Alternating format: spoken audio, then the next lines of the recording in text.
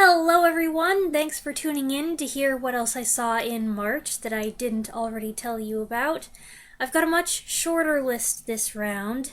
I did a couple videos last month where I reviewed multiple films at once, but also it was a busy month for me. We had family coming for a visit, so I spent a lot of time getting the house ready, and then the family was here.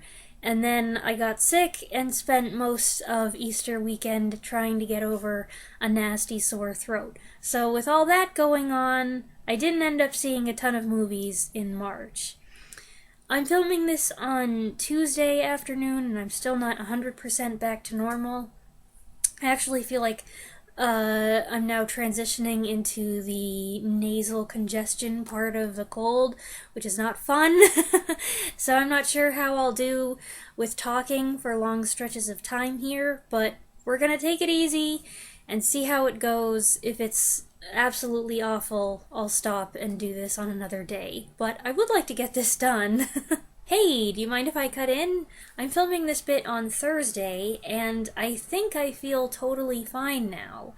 This is one of the strangest colds I have ever had. It never materialized into a nose thing or a coughing thing. It was just 3 to 4 days of a really bad sore throat. And if I'd known I wasn't going to turn into a hacking, sniffling, soupy, congested mess, I would have just waited and filmed today. I do sound a little awful in some of this video, but it's mostly the first and last reviews. Things cleared up enough in the middle that I was able to sound almost normal. So I'm going to leave it as is instead of redoing the whole thing. I also wanted to thank those of you who came back to a video I posted last week to share your thoughts on the new Godzilla x Kong movie, or Godzilla Cross Kong, as I've heard a couple people say it. I am seeing mixed reactions, but many of you have said you had a blast seeing it in the theater, and that's great. It sounds like the movie is pretty much what I anticipated. It's a Kong-centric movie that's light on Godzilla, light on story, light on human characters and all of that, and heavy on bombastic action scenes. But I'm getting a sense that it's better than I feared. It's silly, but if you have the right mindset, or turn your brain off completely, it's fun. So thanks to you, I finally feel some enthusiasm about this movie, which I haven't felt since the title dropped a year ago.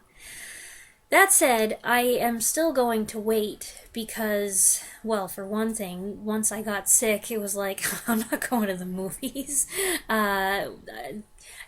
Posting that video last week was completely needless in the end because I was not in any condition to go to the theater last weekend, and I still don't feel any inclination to go at all.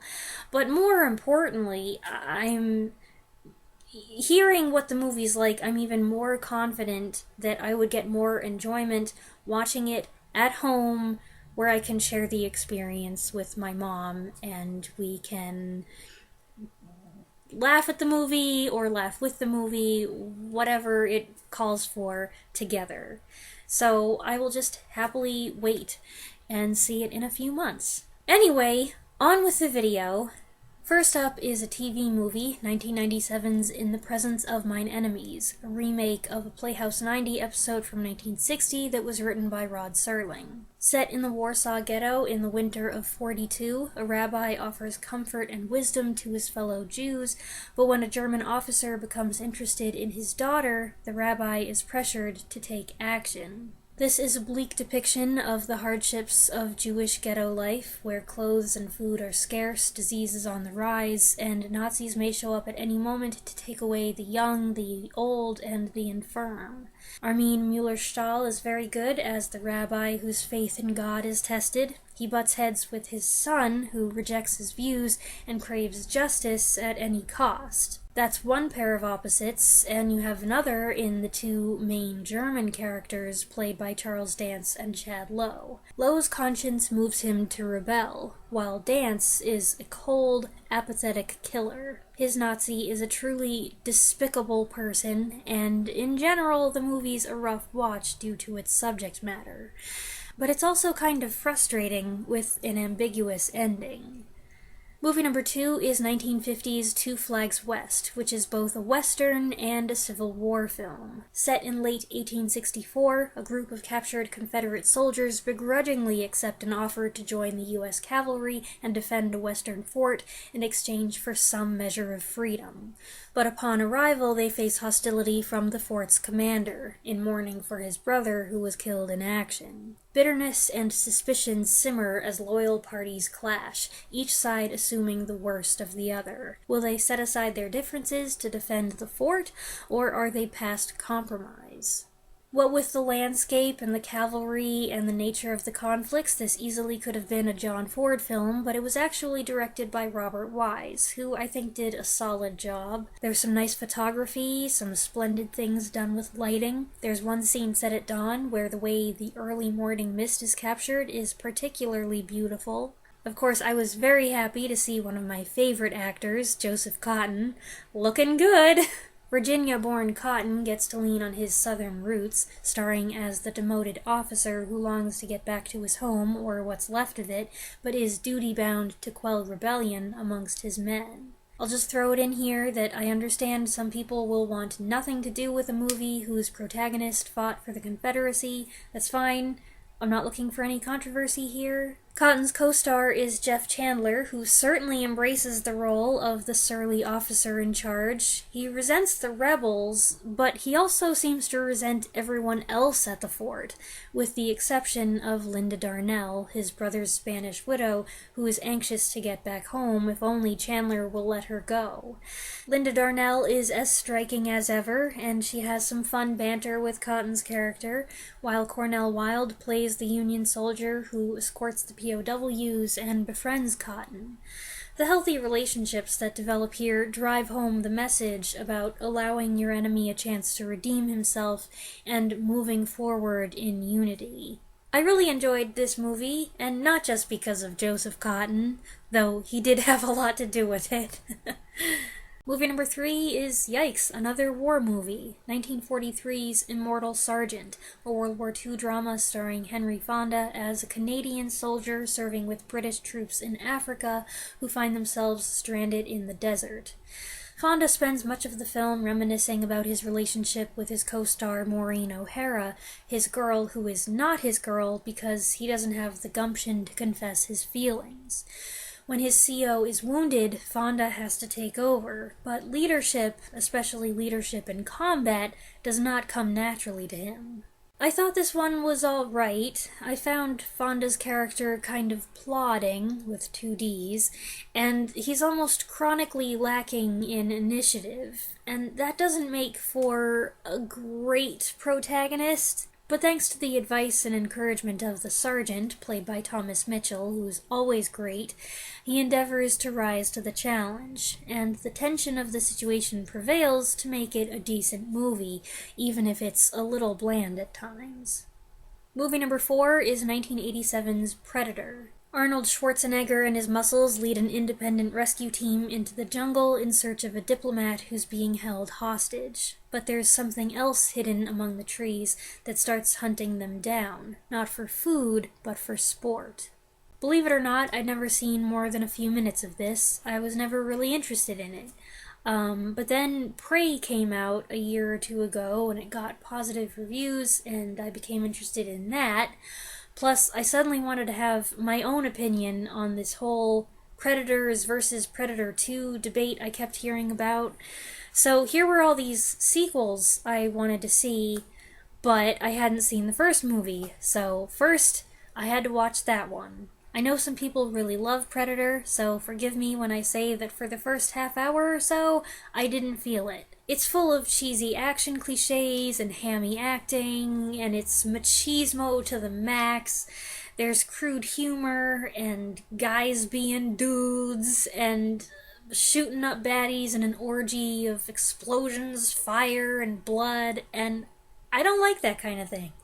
I know I watch a lot of movies that are considered guy movies because they primarily target a male demographic. I know that can make it seem like I would like this kind of thing, and I can tell based on some of the movies that people have recommended from time to time that they feel like, oh, well, you like this, so you must also like that, right? And I'm over here like, no, I don't like that. I'm not interested in that. There are lots of guy movies out there that have zero appeal for me, and this started out as one of them. A lot of this stuff either made me roll my eyes or was just plain boring.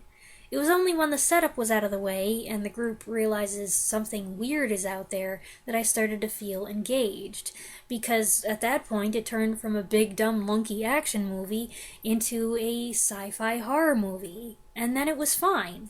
I actually really liked the concept and the story. Stan Winston's creature design is iconic, and the guy playing the Predator does a great job. And when it takes its helmet off, yeah, it sure is ugly. It doesn't freak me out like a xenomorph, and by the way, I have seen chunks of both Alien vs. Predator movies. The xenomorph is still like, don't even want to see it. I can look at the Predator. I don't like it, but I'm not like, wah! Every time I see a picture of it. But it is creepy, especially with those beady little eyes. I think a few of the effects shots show their age, but the camouflage still looks good and the Predator vision is cool. There were one or two things that didn't make sense to me, namely, why does the mud work? And there's one other thing I thought was off, Alan Silvestri's score. The music is fine, and at first I was impressed that the movie had such a vigorous score, but there's too much of it. It became an annoyance, and I don't like it when music is too obtrusive. But later on, that got better too. Basically, I found the second half of the movie good and creepy and intense. I didn't like the parts that were sweaty, muscly, brainless action movie, and that was pretty much the whole first half hour. I do intend to watch the sequels, so you can look forward to reviews of those in future videos. And now to touch base on another film series, movie number 5 is 2015's Mission Impossible Rogue Nation. Slowly but surely, I've been making my way through the series, and I thought this entry was highly enjoyable. What with all the things I had to do last month, I was antsy about the runtime, which is over 2 hours, but it didn't feel as long as it was. It was great to see the crew all together again, Tom Cruise, Simon Pegg, Ving Rhames, Jeremy Renner returning from the last one, plus Rebecca Ferguson as the new addition. She's become a huge star. I've been hearing guys rave about her on the internet for a few years now, and I'm wondering if this is where all of that began. I don't know, I don't remember, but she is strikingly attractive here and has all those action scenes, which she pulls off quite gracefully. The villain, played by Sean Harris, is a pretty weird individual. As Mission Impossible movie villains go, I don't think he was as twisted as Philip Seymour Hoffman in number 3, but he is a strange dude. The face, the voice, and then this off-putting personality. And I'm not just being a jerk about the actor's appearance. I looked at lots of pictures of him, and they definitely made him look extra odd in this movie. When I talked about the last movie, Ghost Protocol, I accidentally ruffled some feathers by mixing up Brad Bird and Christopher McQuarrie. I said in that review that director Brad Bird made all the Mission Impossible movies from that point forward, and that was totally false. That was my bad. Even though I had just checked all the directors, I somehow got Brad Bird and Christopher McQuarrie mixed up. I promise I wasn't trying to take anything away from Christopher McQuarrie.